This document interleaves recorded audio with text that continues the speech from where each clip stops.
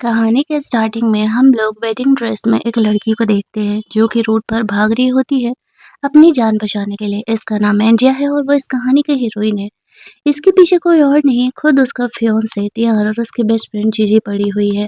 Cheating जिस हिसाब से कॉमन हो चुका है उस हिसाब से तो आज किसी पे भी भरोसा करना नेक्स्ट टू इम्पॉसिबल ही हो गया है। भागने के चक्कर में एंजिया का एक्सीडेंट होता है और ऑन द स्पॉट वो बेहोश हो जाती है। तियान और जीजी को लगता है कि वो मर गई। जीजी ये देखती बहुत ज़्यादा घबरा जाती है और तियान को कहने लगती है कि तुमने इसे मार क्यों डाला। तियान कहता है कि इसे पता चल चुका था कि हम बस इसका इस्तेमाल कर रहे हैं, इसकी कंपनी हथियाने के लिए, और ये मुझे अपने लाइफ से निकालने वाली थी, इसीलिए मैंने इसका एक्सीडेंट कर दिया। अब मैं ये दिखाऊंगा दुनिया को कि इसके एक्सीडेंट में इसकी जान गई है और मैं इसका फियोंसे हूँ, तो उस नाते इसकी कंपनी अब मैं संभालूंगा और तुम मेरी आगे चल करके मिसेस बनने वाली हो। तो पैसे के लालच पे जीजी यहाँ पर तियान का इस क्राइम में हेल्प करने के लिए रेडी हो जाती है। लेकिन उन्हें पता नहीं था कि एक्चुअल में एंजिया यहाँ पर जिंदा है, वो पूरी तरीके से मरी नहीं है। दूसरी तरफ हम लोग कुछ दिनों बाद का सीन देखते हैं जहाँ पर कि एंट्री जूफिंग की हो रही थी। पर इस कहानी का हीरो, इसकी तबीयत मोस्टली ठीक नहीं रहा करती है। उसका छोटा भाई गो उसके लिए रिंग ला के देता है और कहता है कि मेरी मॉम ने तुम्हारी एंगेजमेंट के लिए ये रिंग दिया है। जो फेंग गोर उसकी मॉम को पसंद नहीं करता था, वो उसका सौतेला भाई था और उसकी मॉम उसकी स्टेप मदर थी। वो लोग जो फेंग की तबीयत खराब होने का फायदा उठाने का कोशिश किया करते थे ताकि कंपनी अपने नाम करा ले, और झूठ-मूठ का केयर दिखाने की एक्टिंग करते रहते थे। अब किसी हालत में जू फेंग उस औरत की बताई हुई लड़की से तो शादी नहीं करने वाला है।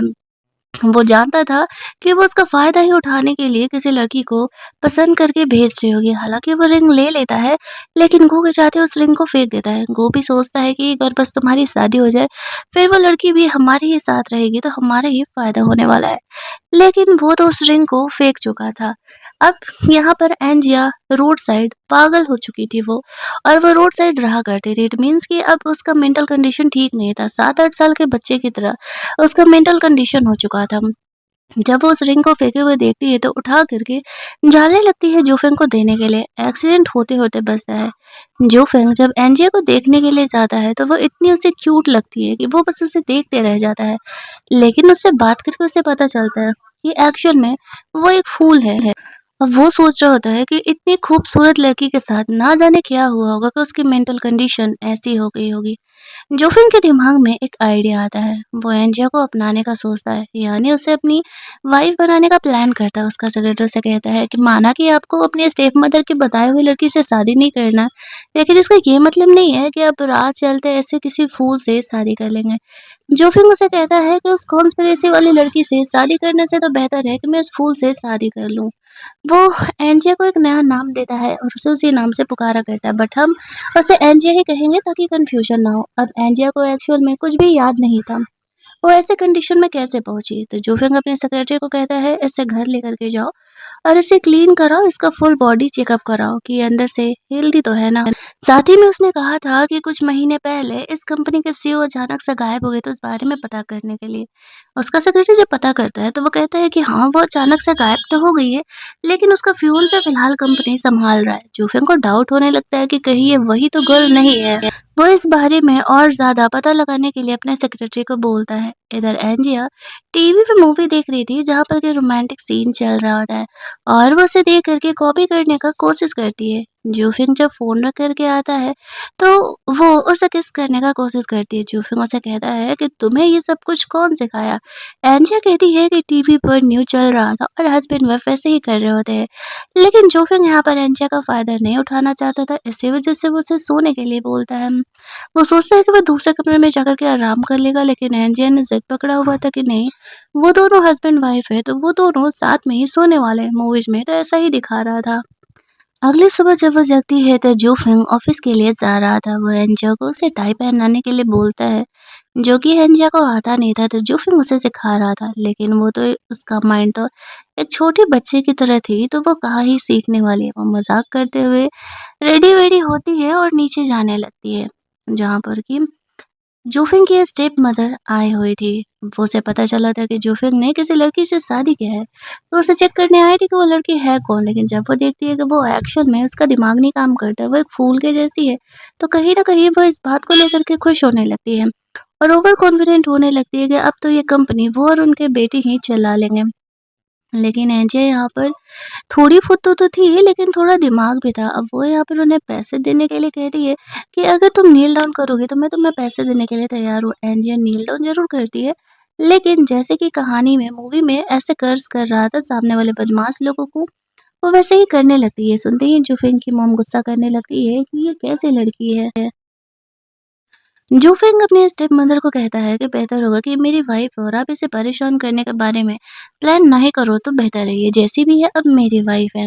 उसकी मम सोच रही होती है कि चलो अच्छा है, कम से कम इसने फूल से शादी कर लिया था, अब ये थोड़ा कंपनी के लिए कम लड़ाई करेगी, क्योंकि ऐसे एक अच्छी वाइफ मिलती तो वो भी तो कंपनी चलाने में जूफेंग का हेल्प ही करती ना। उसके जाने के बाद उसकी मॉम के दिए हुए पैसे एंजे जूफेंग को दे करके उसके लिए कैंडी बाय करने के लिए बोलती है।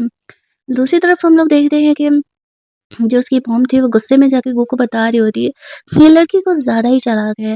वो कहता है अरे मॉम क्या ही चालाकी कर लगी, एक तो मेरा भाई बीमार, ऊपर से उसने पागल लड़की से शादी कर लिया है, तो अगर उसके मरने के बाद कंपनी किसी को मिलेगी तो मुझे ही मिलेगी, हमें थोड़ा सा चिल आउट करना चाहिए। ये बातें सोच करके उसकी मॉम कहीं ना कहीं खुश हो रही थी। दूसरी तरफ हम लोग देखते हैं कि जूफिंग यहाँ पर एंजिया के पास्ट के बारे में बात कर रहा होता है अपने सेक्रेटरी से फ़ोन पर, तो वहाँ पर टियान का नाम आता है। टियान का नाम आते ही एंजिया को पास्ट की कुछ-कुछ चीज़ें याद आने लगती है और उसके सर में काफ़ी तेज़ दर्द होने लगता है। अब यहाँ पर जूफिंग को लगने लगता है कि कहीं न कहीं एंजिया का पास्ट टियान से जुड़ा हुआ है। उसका डाउट और ज़्यादा बढ़ जाता है कि हो सकता है कि एंजिया ही वो सीईओ हो, क्योंकि उस लड़की की फ़ोटो बहुत कम ही जगह थी और बहुत कम ही लोगों ने उसे देखा हुआ था। इसी वजह से उसे पहचान पाना और इंटरनेट से फ़ोटो निकाल पाना थोड़ा मुश्किल हो रहा था। जोफ़िन को एंजिया का फ़िक्र हो रहा था। उसे काम डाउन करते हुए कहता है कि डोंट वरी, मैं तुम्हें कभी भी हर्ट नहीं होने दूँगा।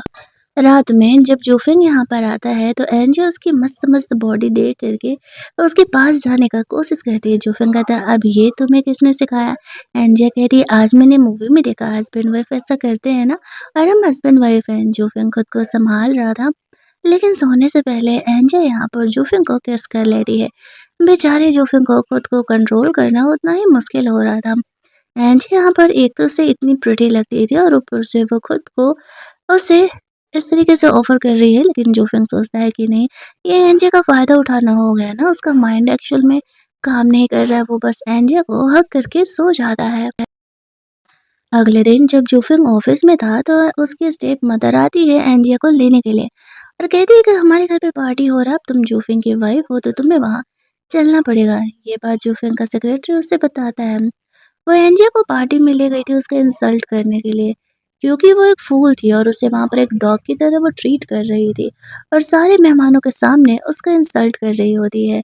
लेकिन एंजिया भी कम नहीं थी, उसे इतना तो फील हो चुका था कि जूफिन अच्छी औरत ने जूफिन की स्टेप मदर अच्छी लेडी नहीं है, तो वो बदले में उसे अच्छा खासा सबक भी सिखा रही होती है। और तब तक यहाँ पर जूफिंग पार्टी में आ जाता है। उसकी मॉम यहाँ पर आकर के एंजिया का बुराई करते हुए कहती है कि तुमने कैसे पागल से शादी कर लिया है।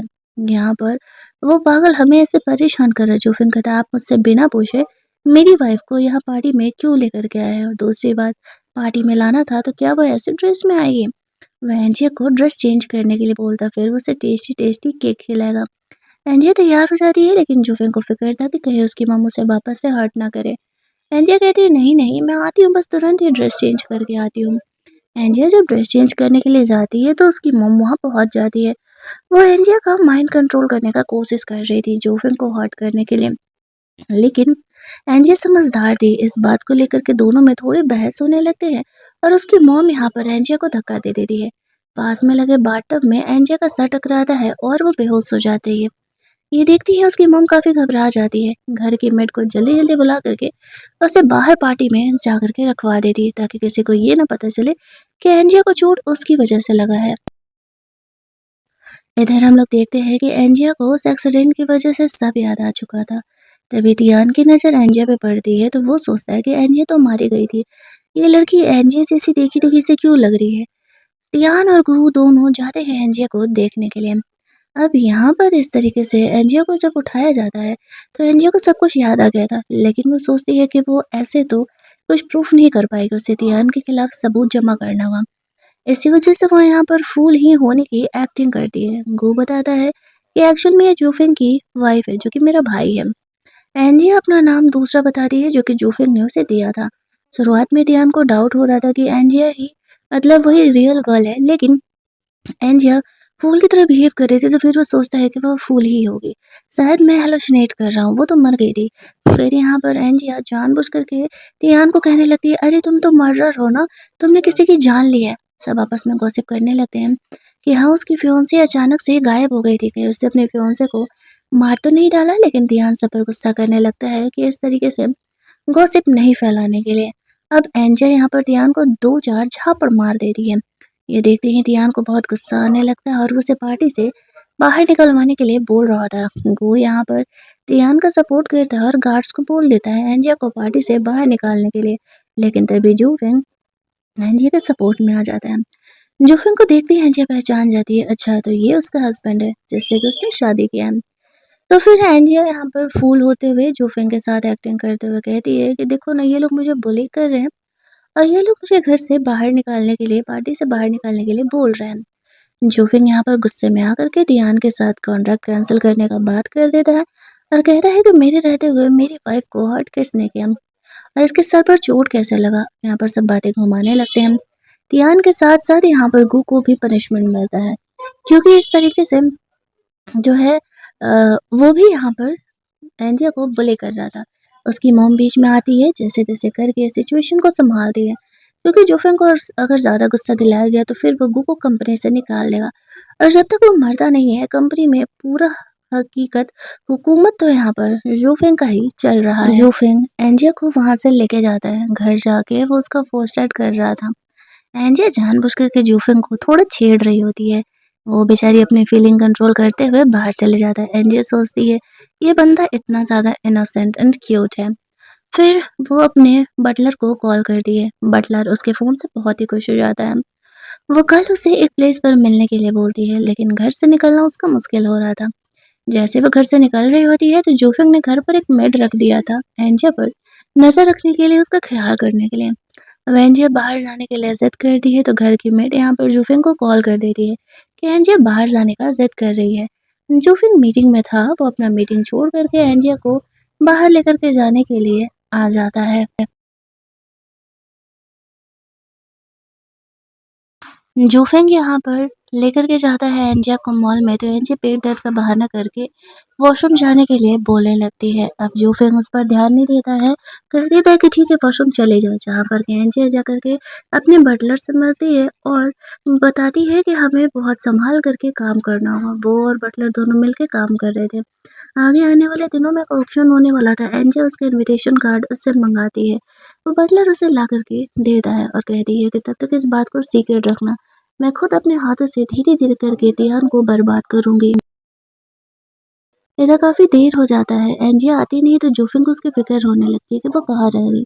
और सेक्रेटरी को उसे ढूँढने के लिए भेज रहा होता है, तभी वहाँ पर आ जाती है एंजिया और वो कहने लगती है कि एक्चुअली में मैं खो गई थी और ये लेडी मुझे यहाँ पहुँचा कर के गई हुई है।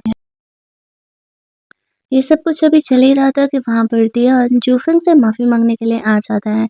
एंजिया के लिए वो एक नेकलेस लेके आया था। ये नेकलेस देखते ही एंजिया को याद आता है, कुछ टाइम पहले उसने खुद के पैसों से खुद के लिए नेकलेस खरीदा था और दियान उसे कितनी बुरी तरीके से डाँटा था कि पैसा बर्बाद करने का क्या ही ज़रूरत है। एंजिया उससे लड़ भी गई थी कि मेरे पैसे हैं और मैं खुद पर खर्च कर रही हूँ, तो तुम्हें क्यों प्रॉब्लम हो रहा है? और आज वो वही नेकलेस एंजिया को देने के लिए लेकर के आया हुआ था। कि मुझे माफ़ कर दो, मुझे इस तरीके से तुम्हारे साथ बिहेव नहीं करना चाहिए था। अब एंजिया गुस्से में यहाँ पर वो नेकलेस फेंक देती है और कहती है कि मुझे ये घटिया नेकलेस नहीं चाहिए जो कि तुम दे रहे हो। तभी जोफिंग अपने पास से एक नेकलेस निकालता है और एंजिया को देता है और पूछता है क्या वो एंजिया को पसंद है? एंजिया कहती है हाँ। उसका सेक्रेटरी ये देख कर के शॉक हो जाता है। ये इस पूरे कंपनी का, पूरी जोफिंग फैमिली का ये कोई मतलब क्या बोलते हैं वो लोग, मोहा टाइप कुछ है। और वो उसे दे रहा है। ये देखते ही वो शॉक हो जाता है कि वो एंजिया से कितना प्यार करने लगा है। एंजिया को ये बात नहीं पता था कि ये उसकी कंपनी का इम्पोर्टेंट सील है, जिस वज़ह से पूरी कंपनी सँभाल सकती थी अगर ये उसके पास हो तो। जो फेंग कहता है मेरी वाइफ़ तुम्हें माफ़ नहीं करना चाहती है, तो मैं यहाँ पर तुम्हारे साथ कोई भी डीलिंग नहीं करने वाला हूँ। ऐसा बोल कर के वो एंजिया को वहाँ से लेकर के जाता है। तियान को फ़ील होने लगता है कि कहीं सच में यहाँ पर एंजिया ही तो वो गर्ल नहीं है जिसको उसने अपने हाथों से मारा था। अगला सीन हम लोग उस ऑक्शन का देखते हैं जहाँ पर कि जूफिंग भी आया हुआ था।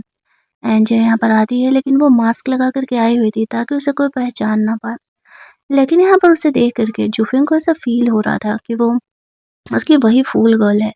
वो अपने सेक्रेटरी को बोलता है, पता लगाओ कि ये कौन है और दूसरी बात ये पता लगाओ कि इस तरीके से घर पर एंजिया है या नहीं। उसका सेक्रेटरी पता लगाता है तो उसे पता चलता है कि नहीं, घर पर तो एंजिया नहीं है। जूफिंग का और ज़्यादा डाउट बढ़ जाता है और उसे ऐसा लगने लगता है कि यहाँ पर यही वो गर्ल है और ये कोई फूल नहीं है। इट मीन्स कि वो एक्टिंग कर रही है। लेकिन वेंजी को यहाँ पर पोल नहीं खोलता है। इसके आते ही यहाँ पर टियान और जीजी की नज़र पड़ती है उस पर, तो जीजी को लगने लगता है कि कहीं वो एंजिया ही तो नहीं है। और जब गू यहाँ पर एंजिया को देखता है तो वो उसे खूबसूरत लड़की समझता है और उससे बात करने के लिए आ जाता है। लेकिन यहाँ पर एंजिया उसका इंसल्ट करते हुए उसे वहाँ से जाने के लिए बोलती है। ये देखते ही गू को बहुत गुस्सा आने लगता है और वो उसे कहता है कि गू गुस्सा करने लगता है कि तुम किस फैमिली से हो जो तुम्हारी इतनी हिम्मत हो गई है कि तुम यहाँ पर मेरा इंसल्ट कर रहे हो। ऊपर से वो जीजी को भी थप्पड़ मार देती है। सबको लग रहा था कि वो कोई बड़ी फैमिली से बिलोंग नहीं करती, सिर्फ हवा बना रही। लेकिन एंजिया बोलती है कि वो इस फैमिली से बिलोंग करती है, तो कोई भी उसकी बात पर भरोसा नहीं कर रहा था। उस घर का बटलर यहाँ पर आता है। वो मेन पर्सन को कॉल करके कहता है कि क्या ये सच में इस फैमिली की डॉटर है, तो वो फोन पर हाँ कह देता है। इसके बाद गू की जो पिटाई लगाई जाती है कि बस पूछो ही मत कि उसने इतनी बड़ी फैमिली की डॉटर का इंसल्ट किया है। ये सब कुछ होने के बाद तो जोफिंग और ज़्यादा उस लड़की में इंटरेस्ट लेने लगता है। उसको 90% कन्फर्म हो चुका था कि ये एंजिया ही है और वो फूल होने की एक्टिंग कर रही है।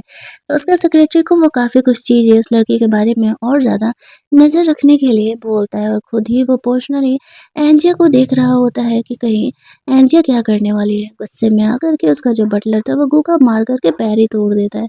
उसे हॉस्पिटल लेकर के जाया जाता है। इसके बाद यहाँ पर वो जीजी को सॉरी बोलने के लिए बोलती है क्योंकि उसने उसका इंसल्ट किया था। वो ऑक्शन स्टार्ट होता है जहाँ पर कि जानबूझ करके जो चीज़ तियान बाई करना चाह रहा था, एंजी उसका प्राइस 100 मिलियन तक बढ़ा देती है क्योंकि उसे पता था कि इतने पैसे तियान के पास है नहीं। लेकिन वो तो एंजिया के बैंक अकाउंट के दम पर ही 100 मिलियन बोलता है। वो उसका कार्ड निकालता है पेमेंट करने के लिए। एंजिया देख के शॉक हो जाती है कि लड़का कितना सेल्फिश है। उसके कार्ड तक को उसने इस्तेमाल कर लिया उसके मरने के बाद। और फिर यहाँ पर इस तरीके से जैसे वो कार्ड देता है पेमेंट करने के लिए, पेमेंट लेता ही नहीं है। एंजिया ने उसे खुद के फिंगरप्रिंट से लॉक करके रखा हुआ था। अब ध्यान यहाँ पर बुरा फंस गया था। अगर यहाँ पर इस तरीके से उसने नहीं उसका पेमेंट किया तो वो उसे पुलिस जेल में डाल देने वाली थी। वो काफ़ी घबरा जाता है, उसे एनजीओ के अलावा और कोई नहीं दिखता है हेल्प के लिए, तो वो एनजीओ से हेल्प लेने के लिए जाता है। एनजीओ की 2 शर्तें थी। पहली कि वो यहाँ पर जीजी को उससे बोलेगा माफ़ी माँगने के लिए क्योंकि उसने उसका इंसल्ट किया, और दूसरा कि ये उस कंपनी का वो एक इम्पोर्टेंट प्रोजेक्ट उससे डिमांड कर देती है। अब ध्यान के पास ये दोनों बात मानने के अलावा और कोई ऑप्शन नहीं था, क्योंकि अगर उसने ऐसे पेमेंट नहीं किया होता तो उसे जेल जाना पड़ सकता था। इसलिए वो एंजिया का बात मानने के लिए तैयार हो जाता है और यहाँ पर जीजी को सॉरी बोलने के लिए बोलता है। जैसे ही जीजी उसे सॉरी बोलती है तो फिर वो यहाँ पर ध्यान के लिए पेमेंट कर देती है और जीजी को धीरे से कहती है, मैंने कहा था ना कि मैं हर एक चीज़ तुमसे छीन लूंगी। ये बोल करके वो तिहान को कहती है कि हम जल्द ही मिलने वाले हैं। मैं अपनी कंपनी से किसी को भेजूँगी तुम्हारे यहाँ वो कॉन्ट्रैक्ट लेने के लिए। फिर ये बोल करके वहाँ से चली जाती है। जीजी तिहान से कहने लगती है कि एंजिया वापस आ चुकी है, वो मरी नहीं थी। तिहान उसे कहता है कि वो मर चुकी है और मैंने तुम्हें समझाया था ना, इस बारे में हम दोबारा कभी बात नहीं करेंगे। इस बात को अपने दिमाग में तुम बैठा लो। वो मर चुकी है और वो अब इस दुनिया में नहीं है। तुम्हारे चक्कर में कहीं हम जेल ना चल जाएँ। दूसरे सीन में हम लोग एंजिया को देखते हैं, वो रोड साइड बैठ करके अकेले ही बहुत ड्रिंक कर रही होती है। बहुत ही ज़्यादा सैड थी वो दूसरे कपल को देख कर के और ज़्यादा सैड हो जाती है। यहाँ पर तभी ज़ूफेंग आता है और वो एंजियो को ऐसे संभालते हुए घर लेकर के जाता है, जहाँ पर कि वो बहुत ही ज़्यादा ड्रंक थी।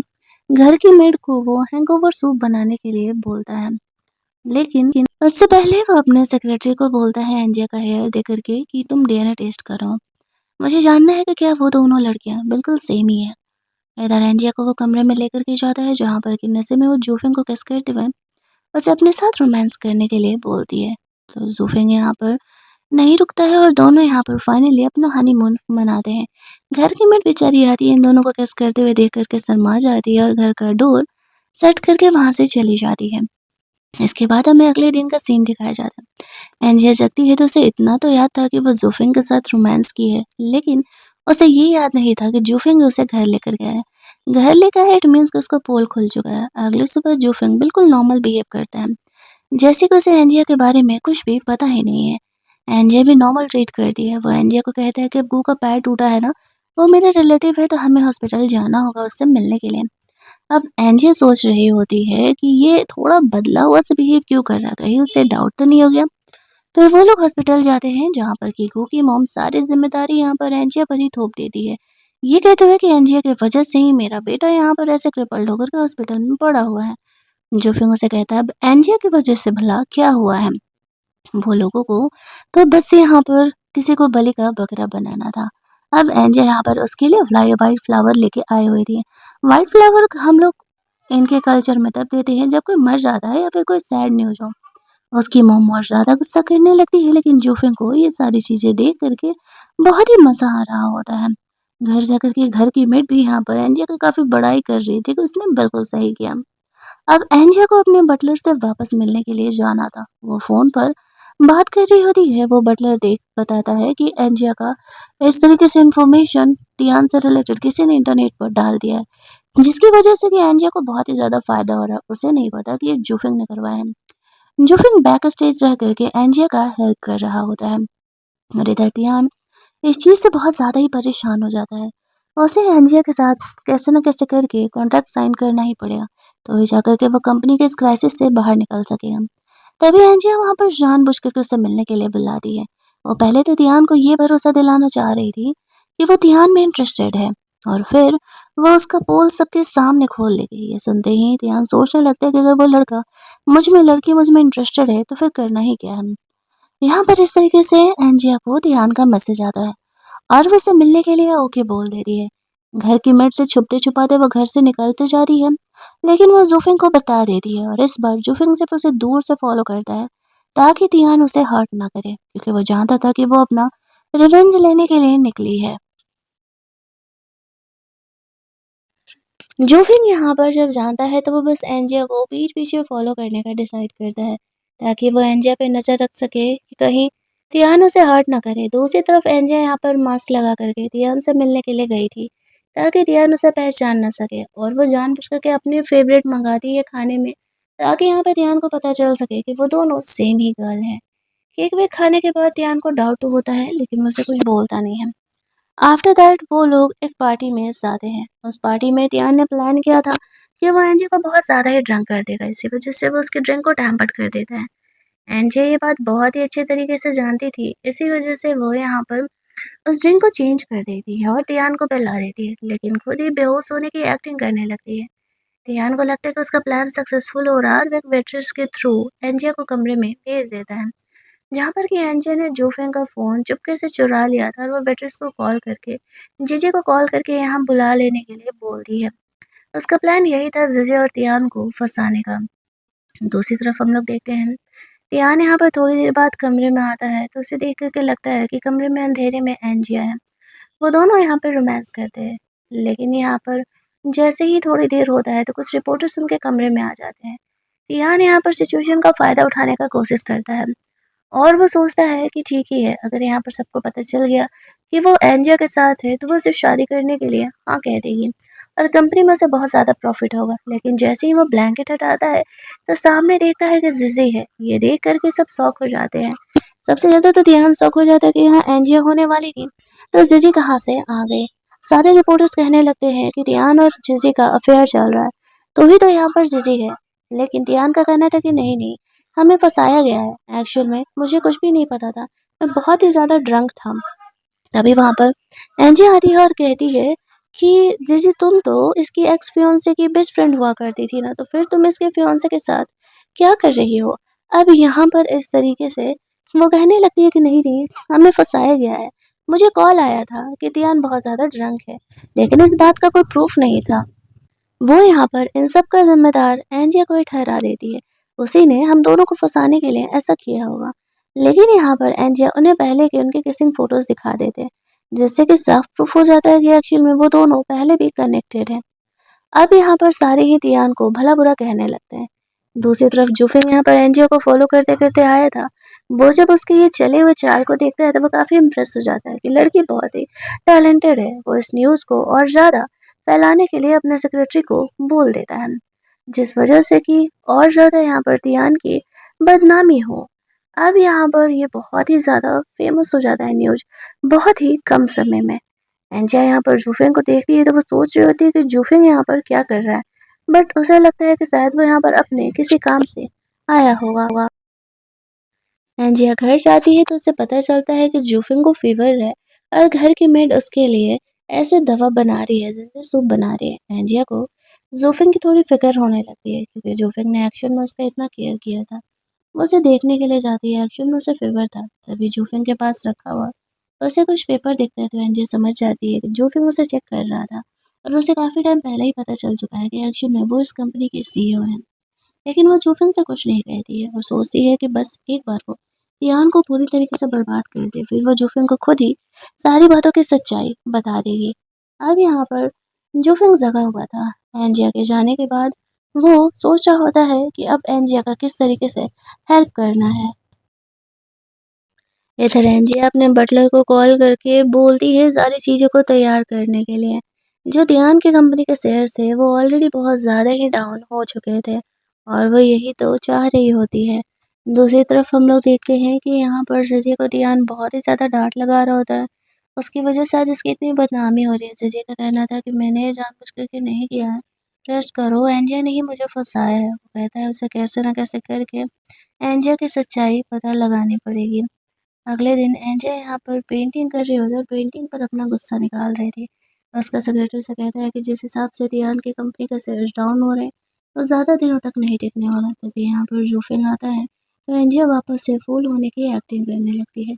जूफिंग जानता तो सब था लेकिन वो इनडायरेक्टली एंजिया का सपोर्ट करने का डिसाइड किया था, इसी वजह से वो उसे कुछ नहीं बोलता है। अगले दिन तियान यहाँ पे रिपोर्टर्स बुला करके क्लेरिफाई कर रहा था कि वो और जिसे इनोसेंट है, उनके बीच कोई अफेयर नहीं चल रहा है। वो लोग एक इंसान को बलि का बकरा बना रहे होते हैं और उस लड़के को कह रहे थे कि एक्चुअली में ये सब कुछ उसी की वजह से हुआ है। लेकिन तभी वहाँ पर एंजिया का मर्डर करने वाला एक फोटो यहाँ पर कोई देख के उन्हें जाता है, जिसे देखते ही तियान यहाँ पर काफ़ी ज़्यादा घबरा जाती है। एंजे भी उस पार्टी में आई हुई थी और यहाँ पर अब वो धीरे-धीरे करके उनका पोल खोलना स्टार्ट कर देती है। वो लोग पूछते हैं कि आखिरकार वो है कौन और वो उनके पीछे क्यों पड़ी हुई है। जीजी का कहना था कि वो जेलस है कि तियान उससे प्यार करता है और अभी जो नई लड़की आई है उससे नहीं। एंजे हंसते हुए अपना मास्क खोलती है। जैसे ही वो अपना मास्क खोलती है सभी देख करके शॉक्ड हो जाते हैं कि एक्चुअल में ये तियान की एक्स फियांसे है। उसके सपोर्ट में जूफिंग भी आ जाता है और यहाँ पर वो और एंजे दोनों मिल करके अपने प्रूफ के थ्रू ये चीज़ों को क्लियर कर देते हैं कि तियान एंजिया का मर्डरर है। हालांकि तियान इस बात को मानने के लिए तैयार नहीं था, लेकिन यहाँ पर एंजिया जिस हिसाब से सारे प्रूफ लेकर के आए हुए थे, साथ ही में उसने पुलिस भी बुला लिया था। अब तियान और जिजी दोनों को जेल होने वाला था एंजिया का मर्डर करने के जुर्म में। तियान माफ़ी मांगता है एंजिया से और कहता है कि वो उसे एक और मौका दे दे। एंजिया हंसते हुए कहती है कि मैं अपने मर्डरर को वापस से एक और मौका दे दूं, इतनी बेवकूफ़ तो मैं हूँ नहीं। वो तियान को पुलिस के हवाले कर देती है। इतनी मेहनत से जो कंपनी एक ऑर्फन होने के बाद भी एंजिया ने खुद के दम पर खड़ी की थी, उससे हड़पने के लिए तियान ने एंजिया को मार तक डाला था। मतलब कोई इंसान अपने लालच के लिए किस हद तक गुजर जाता है। वो तीनों ही सेम ऑर्फनेज में हुआ करते थे और तियान यहाँ पर एंजिया का सिर्फ इस्तेमाल करने के लिए वो उससे प्यार करता है इस बात की एक्टिंग किया करता था। फाइनली जब उसे जेल हो जाता है तो एंजिया जूफिंग से कहती है, तुम्हें कब पता चला कि एक्चुअल में मैं फूल नहीं हूँ। जूफिंग उसे कहता है, उसी दिन जिस दिन पार्टी में तुम ऑक्शन पार्टी में आए हुए थे और तुम पहली बार ध्यान से इंटरेक्ट कर रही थी, तभी मैं समझ गया था कि तुम फूल नहीं है और पीठ पीछे मैं तुम्हारा हेल्प कर रहा था। मैंने तुम्हें एक्सपोज इसलिए नहीं किया क्योंकि मैं चाहता था कि तुम खुद ये बातें मुझे आकर के बताओ। जब वो घर जाती है तो उसे पता चलता है कि जूफिंग अपने स्टडी रूम में है, तो वो उससे बात करने के लिए जाती है, जहाँ पर कि जूफिंग अपने सेक्रेटरी से बात कर रहा होता है और यहाँ पर उसे गोको पे सबक सिखाना था क्योंकि उसने एंजिया को हर्ट किया था, तो वो उसे भी जाने नहीं देने वाला है। एंजिया यहाँ पर आती है, वो जूफिंग को कहती है, हम सॉरी, मुझे तुमसे ये बातें छुपानी पड़ी। जूफिंग उसे माफ़ कर देता है और कहता है हर किसी की मजबूरी होती है, मैं समझ सकता हूँ। दोनों यहाँ पर फाइनली अपना हनीमून मनाते हैं। जो फ़िल्म भी खुद को नहीं रोकता है, वो एंजल से तो वैसे भी प्यार ही करने लगा था। इधर हम लोग देखते हैं कि ये बात गो को भी पता चलता है कि एक्चुअल में एंजिया इस कंपनी के सीईओ है, तो उसे इस बात से बहुत ही गुस्सा आने लगता है कि उसी ने जानबूझ करके मेरा पैर तोड़ा है। वो गुंडे लोगों को कॉल करके एंजिया को किडनैप करने के लिए बोल देता है। एंजिया यहाँ पर इस तरीके से जब आँख खोलती है तो देखती है कि गुंडे लोग उसे यहाँ उठा के लेकर के आए हुए हैं। अब वो यहाँ पर उनसे पीछे छुड़ाने का कोशिश कर रही थी, उन्हें उल्लू बना करके जैसे-तैसे करके वहाँ से निकलने का कोशिश कर रही होती है। और यहाँ पर गुंडों लोग से पीछे छुड़ा के निकल रही थी, तब तक यहाँ पे जूफिंग को पता चलता है कि एंजिया को किसी ने किडनैप कर लिया है। तो फिर वो उसे ट्रैक करते हुए वहाँ पहुँचता है, जहाँ पर कि वो एंजिया को सेव करता है। इंजर्ड होने की वजह से एंजिया बेहोश हो जाती है। वो उसे वहाँ से लेकर के जाता है। हॉस्पिटल जाने के बाद पता चलता है कि एंजिया एक्चुअल में प्रेग्नेंट है। उसकी खुशी का कोई ठिकाना नहीं था। अब वो प्रेग्नेंट थी, अब बारी थी गू को सबक सिखाने का, क्योंकि गू ने यहाँ पर एंजिया को हर्ट किया था। गू को वो कहता है कि अब तुम बचने नहीं वाले हो, तुमने मेरी वाइफ पर अटैक किया और मैं तुम्हें जान से मार दूंगा। तो वो कहता है, अगर ये बात बाहर आ गई कि तुमने अपने भाई गो को जान से मारा तो तुम्हारी कंपनी तो ऐसे ही डूब जाएगी। जो फिर उसे कहता है कि किसी को ये बात पता ही नहीं चलेगा, और वो फाइनली अपने भाई को पनिशमेंट देता है। इधर कुछ महीने बाद हम लोग देखते हैं कि एंजिया प्रेग्नेंट है। जोफिया और एंजिया हैप्पीली एवर आफ्टर रहने लगते हैं, और ये कहानी हमारी यहीं पर खत्म कर दी जाती है। तो अगर आपको ये कहानी अच्छी लगी होगी तो वीडियो को लाइक और शेयर करना मत भूलना। चैनल को सब्सक्राइब कर लेना ताकि नए वीडियोज के नोटिफिकेशन आपसे मिस ना हो। चलिए जल्दी से मिल लेते हैं हम लोग एक और मस्त मस्त वाली कहानी के हिंदी वर्जन में।